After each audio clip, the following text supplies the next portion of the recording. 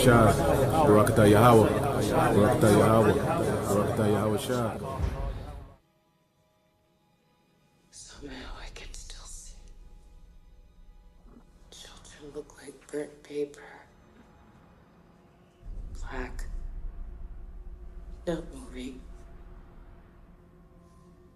And then the blast wave hits them. And they fly apart like leaves. Dreams. The end of the world are very common. It's not a dream anymore, it's real. I know the date it happens. I'm sure it feels very real to you. On August 29th, 1997, it's gonna feel pretty fucking real to you, too.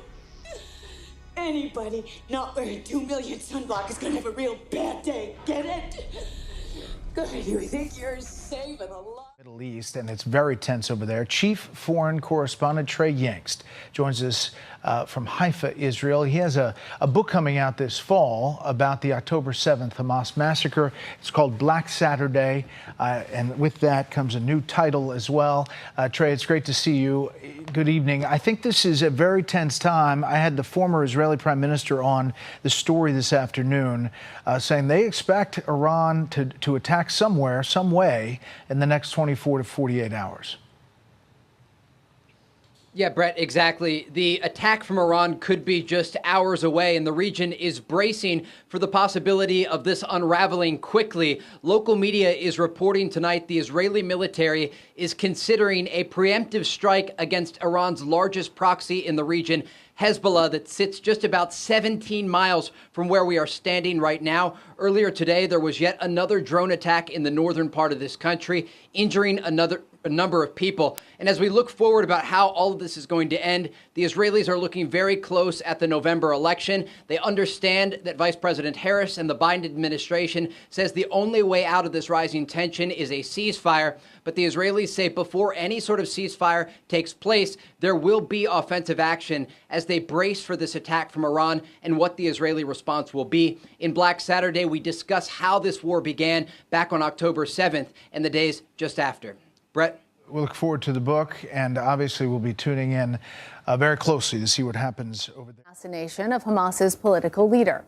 Meanwhile, the U.S. has sent more fighter jets to an unnamed military partner in the Middle East as Israel braces for a major retaliation by Iran and Hezbollah. CBS News foreign correspondent Ramy Inocencio joins us now from Tel Aviv. Ramy, talk to us about the impact that this meeting is going to have on the region. Right, hi, Lana. Yes, the Organization of Islamic Cooperation, otherwise known as the OIC, right now in an emergency meeting. They say it is in an open-ended meeting, so it's not sure how long they will continue to talk, to discuss, to debate. But at the heart of it, this voice for Muslim countries, as they position themselves, are, of course, talking about the assassination of Ismail Haniyeh, the now dead political leader of its political wing of Hamas, and also the threat, the expected retaliation of Iran that we have been waiting for the past few days. Still, it has not yet happened.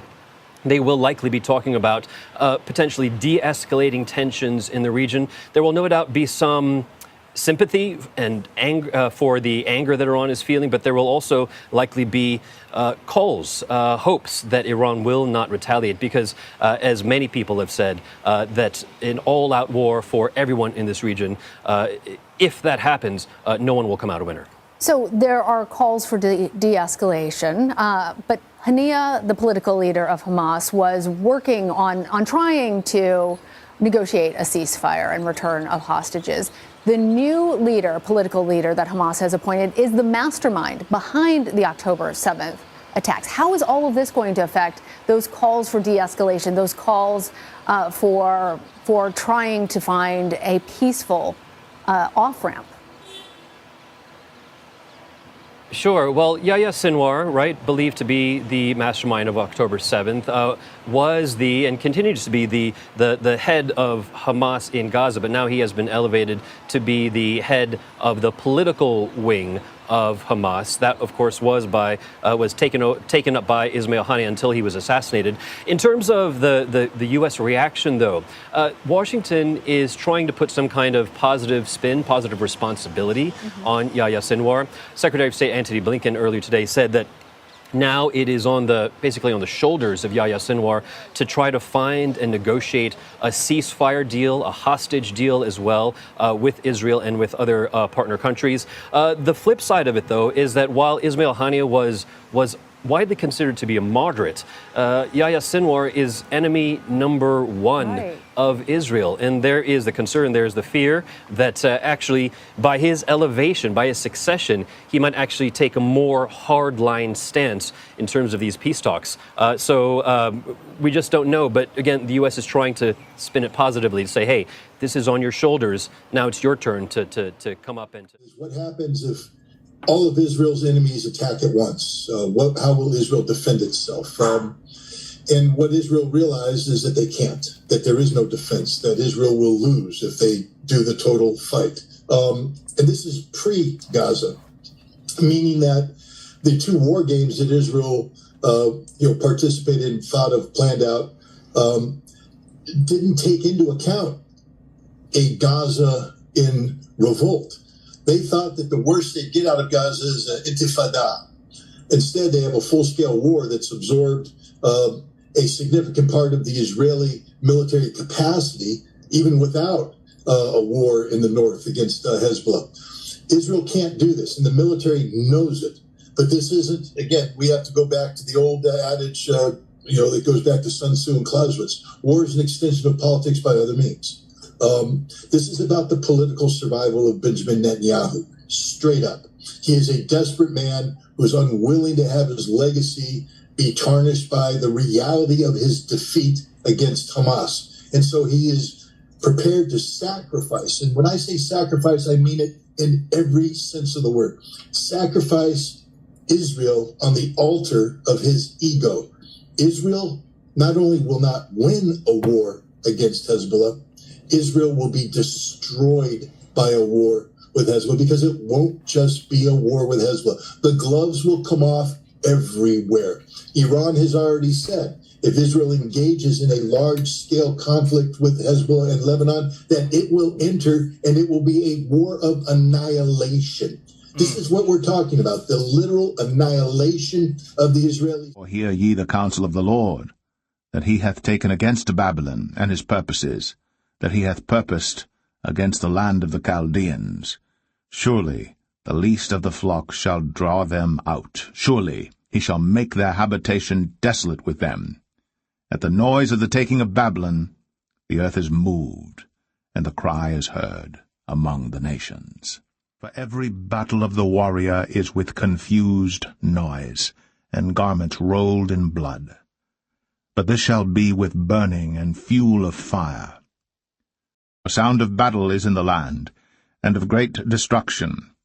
How is the hammer of the whole earth cut asunder and broken? How is Babylon become a desolation among the nations? But of the times and the seasons, brethren, ye have no need that I write unto you.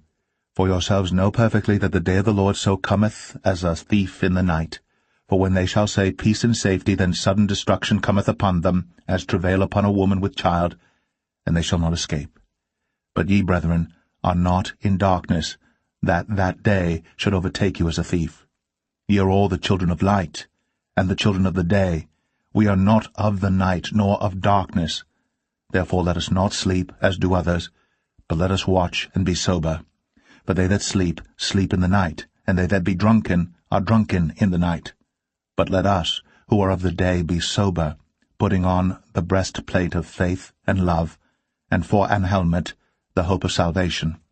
For God hath not appointed us to wrath, but to obtain salvation by our Lord. Barakatah Yahweh Shah, Barakatah Yahweh, Barakatah Yahweh, Barakatah Yahweh Shah.